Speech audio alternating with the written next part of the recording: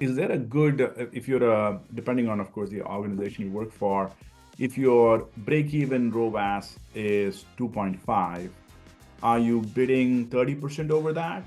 Or you're bidding to that? How do you like guide a marketer here? Yeah. How close to the edge are you working usually? The answer is yes. So, and I'll tell you why.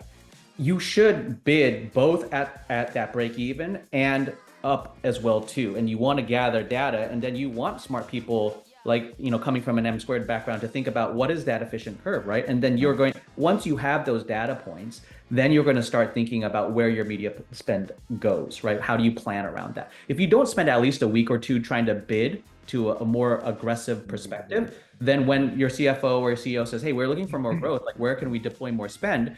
They say, "Why don't you spend $50,000 more on TikTok, for example, right?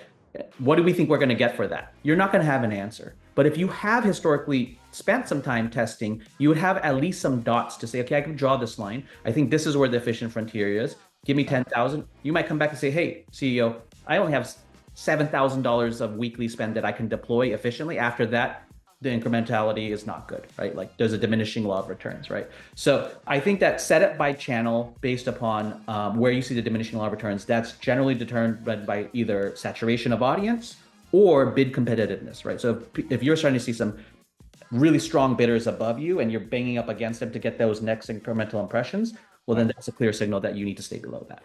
right, right, right. Beautiful.